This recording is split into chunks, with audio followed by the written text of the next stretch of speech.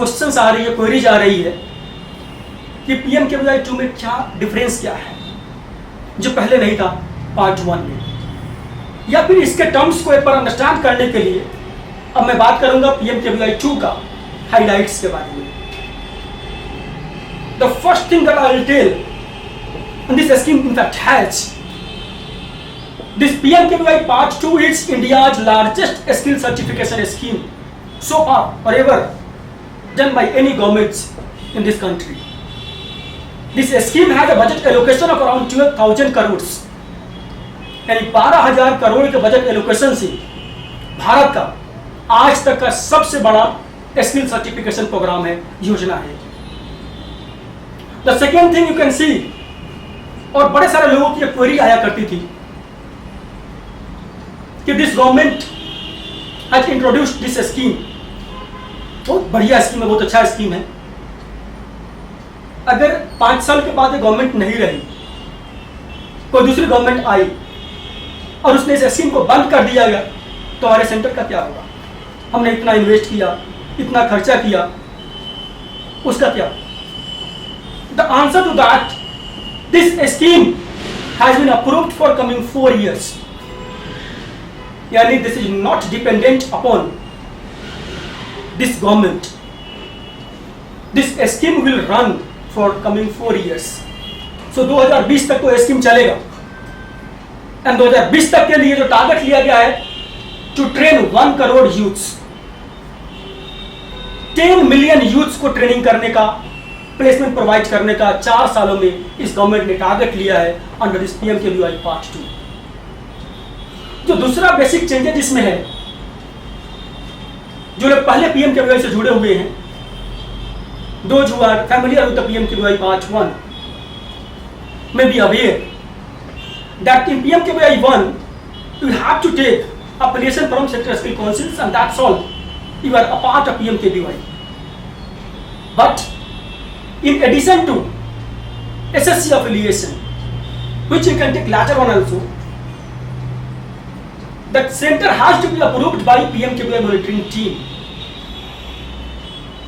In simple term I'll say कि PMKVY के लिए एक सेंटर को सेपरेटली PMKVY मॉनिटरिंग टीम से अफिलिएशन लेना पड़ेगा. This government is going to launch as per the guidelines center accreditation and affiliation portal. उस पोर्टल पे जाकर के एप्लीकेशन फाइल करके, रजिस्टर करके, इंस्पेक्शन करवा के आपको पहले अपने आप को पीएमकेवीवाई का certified affiliated accredited training centre अपने आप को बनाना पड़ेगा, अपने सेंटर को. उसके बाद आपका एसएससी का सेक्टर स्किल काउंसिल से अफिलिएशन होगा, तब जाकर के आपको पीएमकेवीवाई के अंदर ट्रेनिंग का टारगेट अलॉट होगा.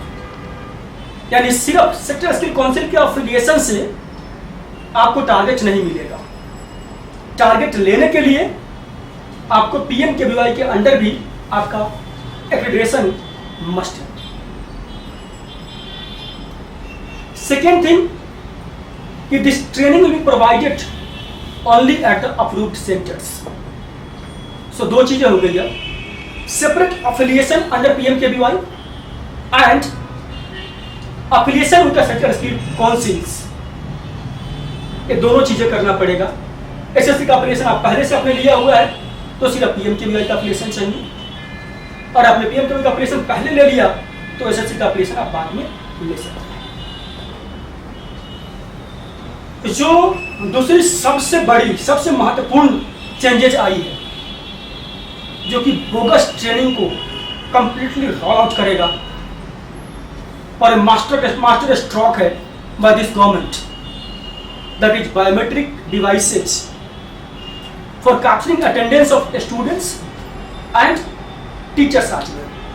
यानी जो भी टीचर्स है, ट्रेनर्स है और स्टूडेंट्स है, दोनों का बायोमेट्रिक अटेंडेंस लगाना पड़ेगा आपको, जो कि आधार बेस्ड होगा.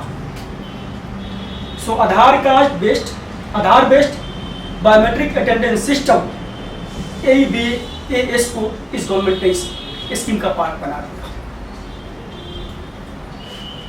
जो एक हो सकता है कि जो लोग ट्रेनिंग प्रोवाइड कर रहे थे या फेक लोग थे, उनके लिए बुरी खबर हो सकता है। और सबके लिए जो एक अच्छी खबर है, गुड न्यूज है इसमें, इस स्कीम का, जो लोग पहले से इससे जुड़े हुए उनको पता होगा कि जो इस स्कीम का पे आउट है that used to come in the account of a student, student के अकाउंट से लोगों ने अपना अपना मैकेनिज्म बना रखा था कि स्टूडेंट का अकाउंट खोलो, कार्ड बनवाओ, उनको वहां से ट्रांसफर करके उसको लेकर के आओ। अब उन सारी टेंशन से मुक्ति मिल गई है। Now the payouts will be directly transferred to the correct stakeholder account. That means जो सेंटर का पार्ट है ट्रेनिंग का कॉस्ट, उस सेंटर के अकाउंट में डायरेक्टली ट्रांसफर होगा। That will no more come through student account. कुछ additional payouts इसमें आए हैं जो कि स्टूडेंट्स का पार्ट है, that will go to student directly. यानी जो सेंटर का पैसा है वो सेंटर के अकाउंट में आएगा डायरेक्टली, जो स्टूडेंट्स का पैसा है वो स्टूडेंट्स के अकाउंट में आएगा।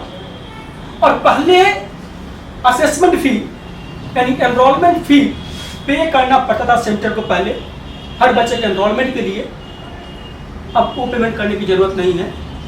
Assessment fee also will be paid directly by the government to the assessment bodies. यानी असेसमेंट का कोई फी अब नहीं लगना है, और जो फी लगेगा that is being paid by government directly to the assessing body. So आपको स्टूडेंट से पैसा इकट्ठा नहीं करना उसके लिए, और सेंटर में पेमेंट नहीं करना इसके लिए। जो एक और बड़ी महत्वपूर्ण इसमें चेंजेस आई है कि जो सर्टिफाइड कैंडिडेट होंगे इस स्कीम के अंदर, दे विल बी कवर्ड और मैप्ड टू प्रधानमंत्री सुरक्षा बीमा योजना, यानी इंश्योरेंस के साथ में मिल गया उस स्टूडेंट को।